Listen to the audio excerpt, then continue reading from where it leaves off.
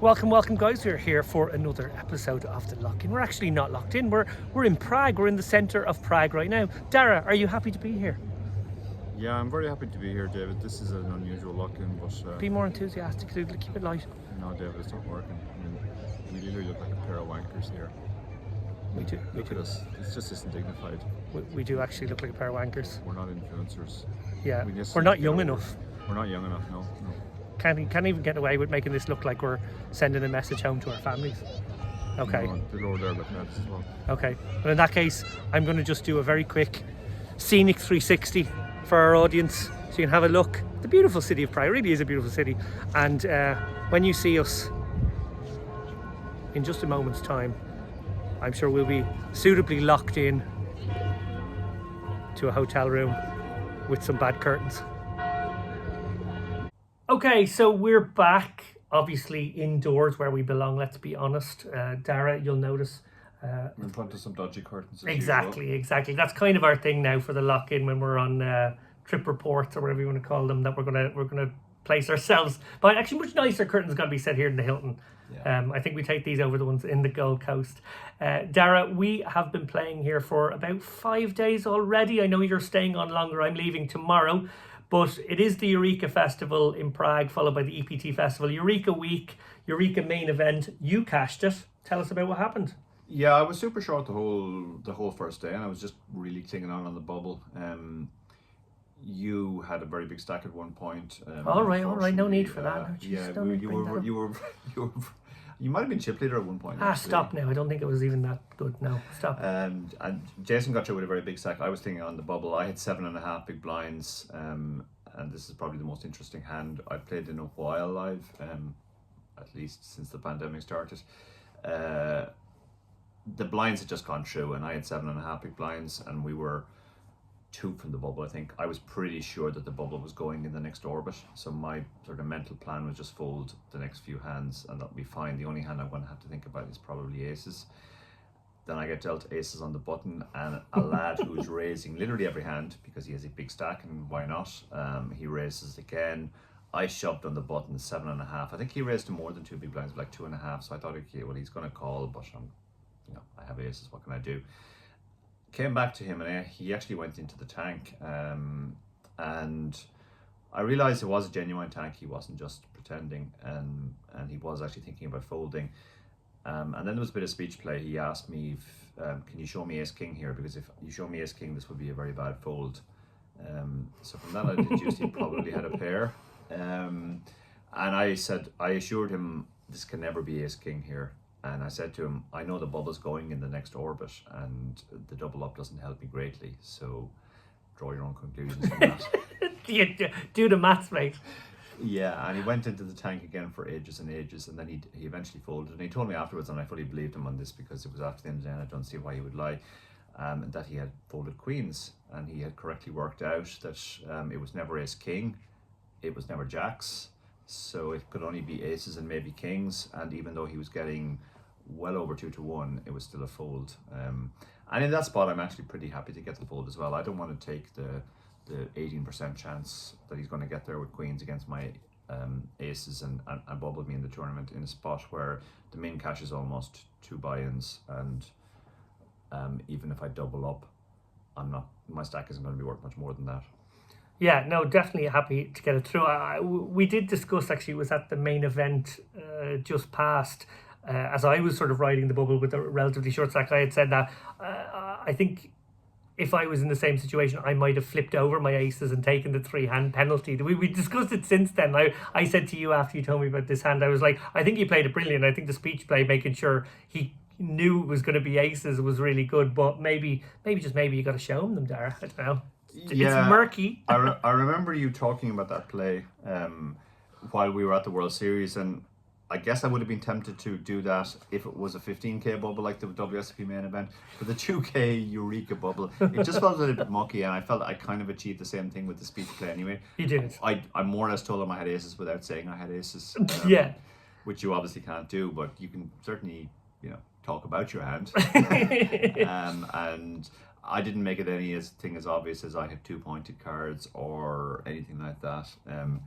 But Yeah, I mean, it was one of those spots where I was actually pretty lucky that he was as good as he was, and didn't just make the side call. Yeah, because you never do know. You never do know. Obviously, we are here in Prague with our good pal Jason Tompkins as well. He managed a min cash in the main event as well. He was actually riding quite a good stack. You were much shorter, but you went deeper, laddered for a good half the day after that. Yeah, Jason had a very unfortunate spot where he just took a bunch of beats early on day two, despite having a very healthy stack going into day two. That's the way that day twos are. You know, it really depends. You're going to be all in a lot, and if you call, then you're going to be at risk, or at least a large chunk of your stack will be at risk. I was quite lucky. I picked up some good hands in good spots where, you know, if you've got ace king and there's a raise, a call, and a call ahead of you, and you shove and you get it through, you actually add quite a lot to your stack in that spot. So yeah, I was pleased to have laddered so much because I had gone through so short. You know, I was definitely one of the shortest people coming back. But you know, a lot of the tournaments where I've gone deepest, actually, I've been very, very short in the bubble, and you know, that's not unusual. That's not just specific to me. We know some people who were very, very short in bubbles at big tournaments who went on to win them. Maria Lampropoulos, first Party Poker Millions, was like that. Kevin Killeen was on fumes going through the EPT bubble that he came third in, I remember. That's correct. And WSOP winner, I think it was PS Lam, or PS Hines, who only had, I think, 4 big blinds when the bubble burst in the WSOP main that year. Yeah, it does go to show it is worth preserving what chips you have. And of course, no better man than yourself for playing a short stack for the entire day if necessary. I managed a cheeky little min cash. It was pretty much a min cash. I got a couple of little small ladders in the high roller event. Delighted to not brick the full series. I know Dara would have been giving me dog's abuse had I. But the man who always seems to one-up everyone basically in poker these days, he might be one of the best tournament players around, is our very good friend and Unibet ambassador Alex Rayar. At the time of recording, there are 3 people left in the Eureka main playing for, I think, about 400k up top, like 400 buy-ins, not too shabby for a 1k, and he's in the mix. Yeah, Alex always seems to be in the mix, and you know, he had a great World Series and he obviously won his first bracelet this year. And he just seems to crush live every time he comes out. Yeah, he really does. Phenomenal player, and I wouldn't be at all surprised to see him take that down. No, I completely agree. We're going to maybe, as soon as this is finished, go down and see if it's worth the rail. He might be heads up. Fingers crossed. We could have done that. We could have actually checked. We could have just gone into the lift and gone We're down not 2 floors and checked whether what we're saying is actually true or not. But yeah, I could shout out the window. Maybe if we yelled out the window, maybe somebody down there knows. But listen, moving on, Dara, you have recently joined me as a contributing writer for Vegas Slots Online. What's it like being a Vegas slut? And tell us a little bit about your latest article. Yeah, I tend to abbreviate to VSO for obvious reasons. You happily embrace the fact that we are Vegas Slots. Damn right. Yeah, I really enjoy working with Tony and Owen and the rest of them at Vegas Slots Online. Well done. And yeah, I mean, I was hesitant at the start because I thought I'd be writing the kind of shite that you write for them, but they assured me that they were happy to go with the type of stuff that I would normally write for my own blog. So the kind of shite you write. The kind of shite I write, exactly. Right, okay. I don't mind writing the kind of shite I write, so long as it's the kind of shite you write. And it has developed into a kind of a friendly, which probably won't last for a very long, rivalry between the two of us as to who can be the most read article at any time on Vegas Slots Online. You managed to pull a really dirty trick where you rehyped an old piece about Bilzerian, which everybody thought was then a new piece. Let's see what David's saying about Bilzerian now. I was here working, so I couldn't. I was sitting at the table trying to build a stack, so I couldn't write a new article. So I just did a little, sort of retweet. Not something that is beneath you, by the way, Mr. O'Carney. Retweet no content either. But I did put it out, and I think a few people might have been fooled into thinking it was a new piece.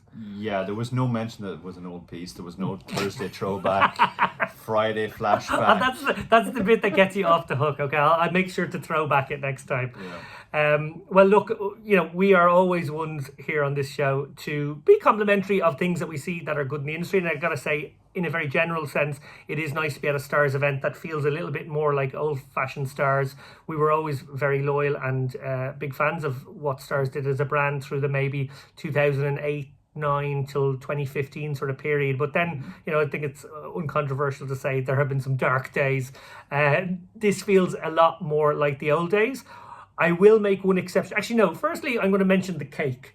There's been cake. Every day there's a cake break. We've made cake break a kind of a thing. The first break of the day, there's some welcome cake, which I think is just meant to be eaten once by one person when they're checking in. But it's just lying there. If you go back to the area, the cake's just there. They're trying to get rid of the cake. I mean, I think we can all agree. I mean, old stars, or new stars rather, got into lots of trouble over the... Okay, we won't go into it. More cake is better. More cake is better. That was the line I was trying to set up. We can all agree that more cake is Were better. you actually trying to set up? Because that was like, because that hasn't been mentioned. We didn't rehearse it. That's how much our brains are just connected at this point. You stole my line. I guess I gave it away in the intro. But yeah, more cake is definitely better. The only thing is, I mean, I was really enthusiastic about the cake on the first day. It was nice Czech cake. The Czechs do make a good cake. It has to be said. Yeah. As they make lots of other great, good beer, good bread, everything. But as the week has gone on, the suspicion has grown in my mind that it's the same cake just being put out every day. So it's the uneaten cake from the previous days. And it's getting to the stage now where I'm not feeling great about the cake. I mean, I'm still eating it obviously because it's cake, but it doesn't feel great. I can neither confirm nor deny his suspicions because I'm gluten intolerant. So what I basically do is the most disgusting thing is I take a cream bun and I eat the icing off it at my breaks. That's my sugar. Oh, I thought you were just doing that. Just it's like that scene in that Club Tropicana video where because the drinks are free, he just takes the drink and pours and just throws it at the wall. Yeah. Yeah, I mean, as I said, I was really enthusiastic about the cake. I was worried that I was going to leave here 10 kilograms heavier and with diabetes, but it seemed like it was inevitable that I was going to eat a lot of cake.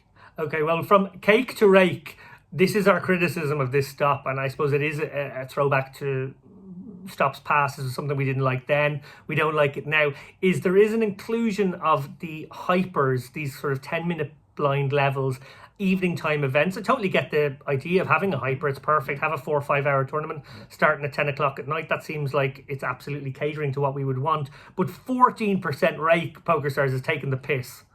Yeah, I agree completely. You played one the first night. I played one the second night, which was Sunday when we were all playing the Unibet Open on our phones and iPads. I managed to dust off my 2 bullets quickly enough to get down to play the hyper.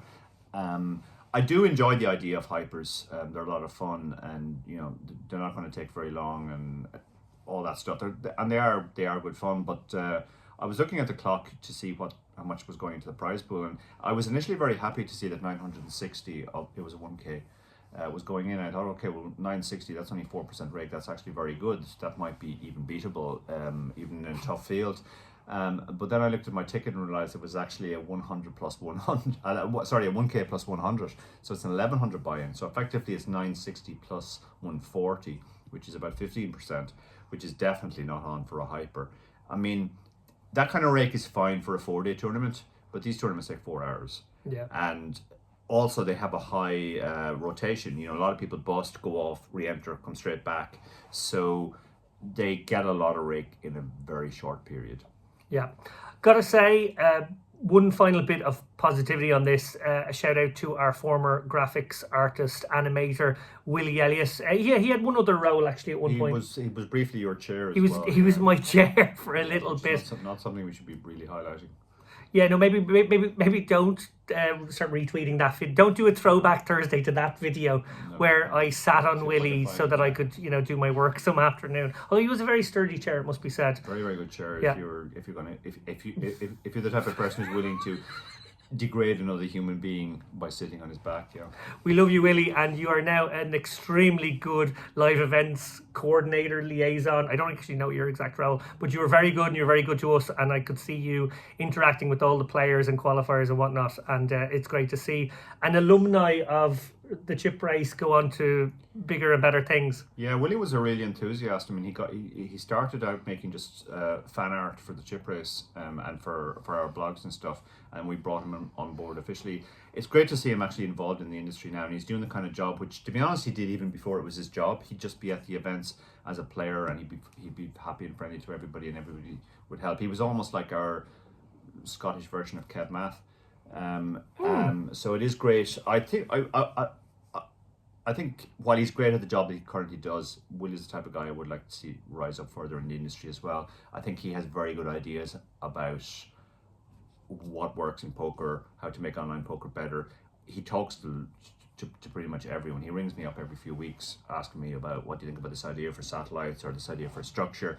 So it's great to see people like that in the industry who might actually be able to make positive changes. Yeah, and I think, something we talk about, obviously, in our role as Unibet ambassadors is that you're a poker ambassador first. Like, we're obviously very close second, if our boss is watching this episode, very close second Unibet ambassador, but you sort of feel like an overall ambassador for the game, and that's seeing, the market leader in the game still, PokerStars, doing more of the right things these days, and having people within their team who I think are really good contributors and have the ideas you just mentioned is something that's going to benefit everyone, and all the players will benefit. Moving from, I suppose, an alumni of the chip race who we have great things to say about, Ian Simpson has left Unibet Poker and the chip race. Although he may do a sneaky chip race news segment, maybe one more before he goes, but he has left us, Dara. Yeah, absolutely great guy. I mean, oh no, we're talking about. Oh, I thought we were talking about Willie still. No. We moved on to Simpson. Yeah. I thought we were going to skip Ian. Okay. No. I wedged mean, Ian, in. we wish you well. A lot of people think you're dead already, especially after that video that Dave put out in memoriam. But even though people, Sarah McLachlan song. yeah, it was like the end of Afterlife or something. It was really weepy. It was like, oh, I didn't even know Ian was dead. I wonder what he died of. But yeah, we obviously wish Ian, in all seriousness, continued success. He has very much grown into the role of being an ambassador. He's a much better player than he used to be, which is a bit like saying somebody is better at running than somebody who can't run.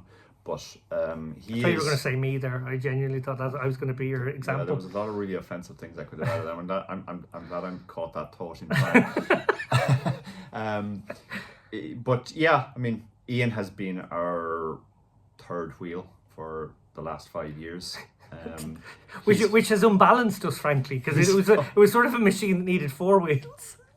Yeah, he was our third person in the 3-legged race, not realizing that there's not supposed to be a third person in a 3-legged race. But he followed us around to stops. We could always hear him coming because of his big hyena laugh. He brought a lot of energy and enthusiasm into his role. Pretty much the only thing he brought. And yeah. The only thing I love it, there was this pause there. Stars like, I'm scrambling for another thing that's nice to say, but I'm actually not able to do it. Okay, well, in a surprising twist, and this was a surprising aspect of Ian's departure for me, the reason he left was actually by his own volition and not because of some sort of bullying HR incident involving me. So HR department in Unibet, I'm off the hook. Yeah, I mean, I'm not sure whether I even believe it or not. I mean, this is the official word that's gone out, and Ian is sticking to it as well. So I presume it's either true or else he's been given a very. I gave him a send off on Facebook, which everyone thought was sincere as well, by the way. Yeah, a few people were coming up to me in Limerick going, "That was really terrible." That's really mean. They were sticking the boot in right at the end. As he's on his way out the door. What's his problem with Simpson? And I was saying, many problems. Well, nothing's just a dickhead. This is just difficult. Well, look, on a sincere note, I want to take this opportunity very seriously to list the achievements of Ian for both the Unibet and the chip race down the years. Unfortunately, I can't actually think of any. So instead, I think maybe we do a 1 minute silence, maybe a 30-second silence for Ian. Really? Yeah. So we're just going to think about Ian and how he's gone.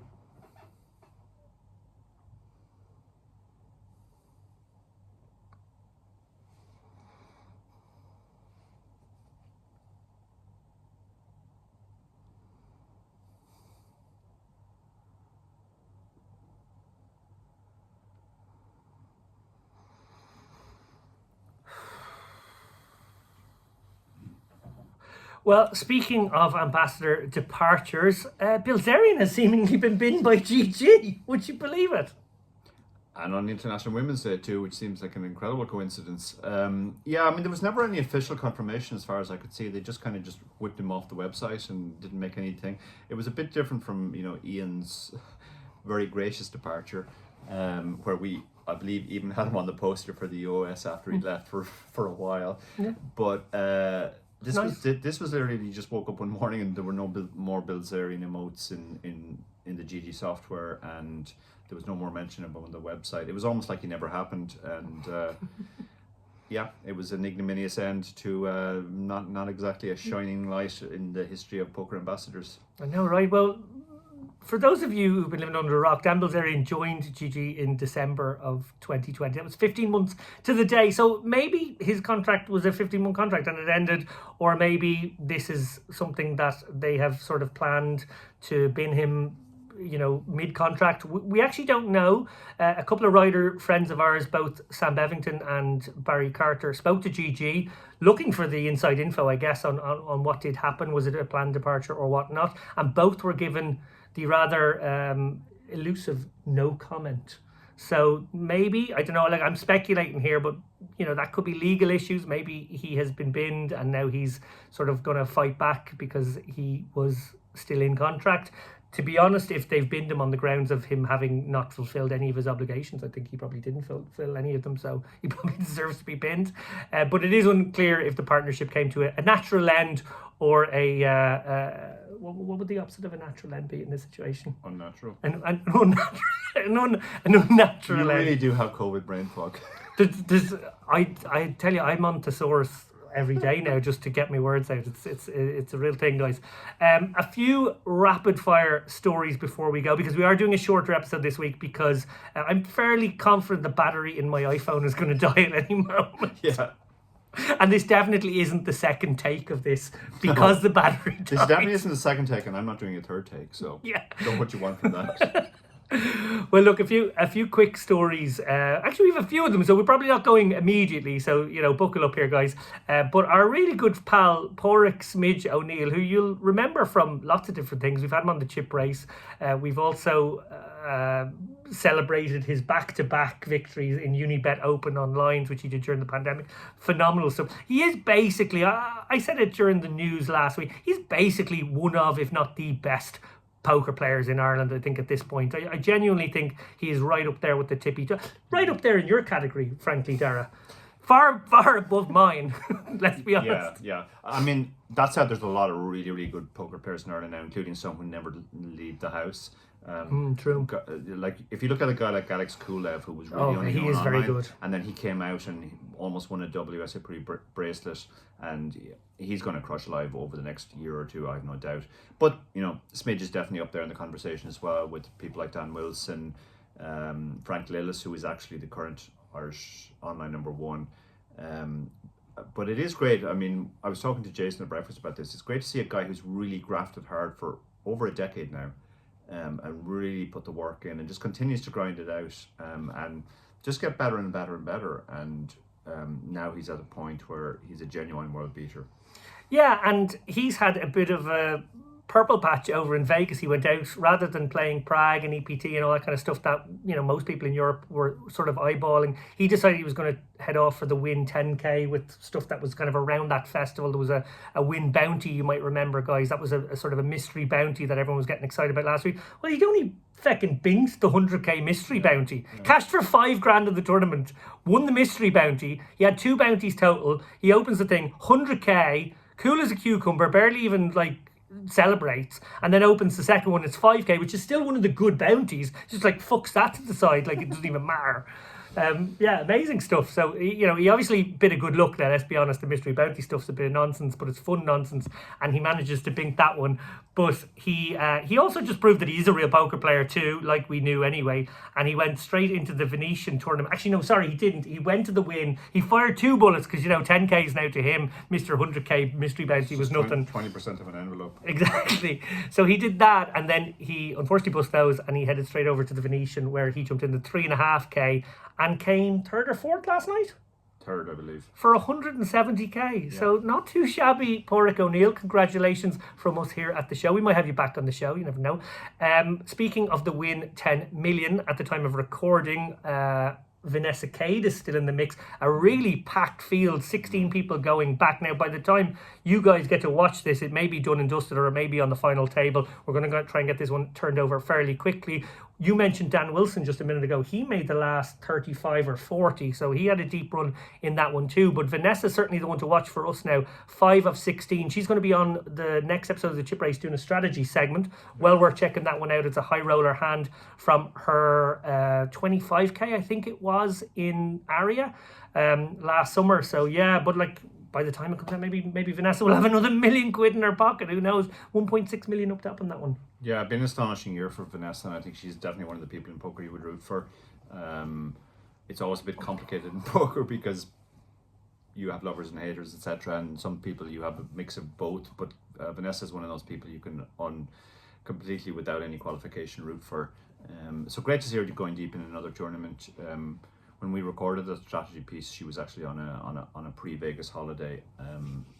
Somewhere very nice. That's why we won't be mentioning her win result in the piece, just in case anyone's wondering. Let's make that clear. But and it is a pretty sick packed field that are left now, so she's going to have to play well and run well. Yeah, outmaneuver some real beasts. Yeah, no, it is. Fingers crossed for her making the final table. I don't know if they televise it, but if they do, it's well worth checking out. I'll certainly be looking out for the Alibu following all the reports. Finally, there was another sort of fun story centred around the Wynn. Jamie Kerstetter didn't cash the Wynn mystery bounty, but she did do that thing that we do sometimes where she fired up some games on her phone. We played the Unibet Open, as we mentioned there earlier on our phones here while the poker was taking place in the other rooms. She fired up on her phone, bust the Wynn bounty, was thinking, will I jump back in the Wynn bounty? In the meantime, she's sitting having coffee, spins up a chip lead stack, thinks, well, this isn't too bad. Maybe I'll just focus on this now and it's worth it. WSOP circuit ring, so it's like pretty nice sort of feather in the cap if you can bink that type of thing. About 6 hours later, I want to say, her phone starts dying, like it was bound to do. She didn't want to leave her good Wi-Fi signal, so she decided to get a charger and bring her phone into the ladies' toilets. Yeah. where she completed the tournament. This sounds like a very elaborate excuse for somebody who's completely bust and the only way they can find Wi-Fi is to go into the bathroom of a very good establishment. Very nice hotel, nicer bathrooms than a lot of hotel rooms. Yeah, no, but yeah, I mean, obviously we're thrilled for Jamie as well. She's a very good friend of the show. We hung out with her in Vegas. Actually, you hung out with her more than I did, and great to see her representing ladies poker in a literal ladies bathroom. Yeah, right. Not too bad. Although I'm now kind of wondering if people who regularly tune into the show are starting to wonder. They always, when they go on those tours where they do their lock-in, not from their bedrooms, they're always talking about toilets. Do you remember your exploding urinal story was the last time we did one of these? Why are they always taking it to the bathroom? Yeah, this show's really gone down the toilet, all right. Well, on that note, guys, it has been fantastic to do a live lock-in, lock-in from Prague. I don't know, we might have to change the name of these things. If we keep getting let out to do them, we can't call them lock-ins anymore. We just, locked in Prague, maybe. Locked in Prague. Well, I plan on having a few drinks now tonight. I have a day off before my flight. So you have to take it seriously though, Mr. Kearney. 5k tomorrow. EPT tomorrow, yeah. Yeah, I took today off apart from this nonsense. So I will be ready to go tomorrow, fingers crossed. Yeah, do watch all available updates to see how Dara and some of the other Irish boys obviously get on. We're rooting for you all. We're kind of here as a group. Dara Davey just landed in as the old firm. For anyone who doesn't know us, going back years and years, the firm was a sort of a staking group that we created years ago, and it's sort of having its reunion post-pandemic now this week, so that's lovely to have. Indeed, yeah, great to see people like Dara back. Yeah, great to have him back. Guys, tune in next week, or maybe it'll be 2 weeks, when we will be doing another lock-in from our bedrooms. Until then, thanks so much. Before we go, guys, I forgot to mention something. There was a recount. Do you remember the GPI awards that they had a few weeks ago? They did an award for best podcast, and I think Hartigan and Stapes won it, whatever that meant. Poker in the eyes, poker in your eyes, or something. Anyway, it's a bit like that travesty when poor old Daniel Negreanu thought he'd won the Player of the Year at the World Series, and then turned out it was Rob Campbell. Well, turns out. Yeah, but look, wait a minute, Dave. Best podcast. The trophy says 2018. Best podcast, guys. 2018. Okay, this might be a second trophy finally given to me by the lovely people over at GPI. Roland Boothby sent me a message today. Eric Denny was there. Hans was there as well. And they said, hey, Dave, we've got something for you in the lobby. And now, Dara's actually really annoyed about this because he really enjoyed the fact that he could rub it in my face that he had the trophy and I was never getting my hands on it. Yeah. Got one of my own now. Look at that. Just say 2018 now, just for the record. Well done, Hearts and Stapes. Deserve it. But, I have one too.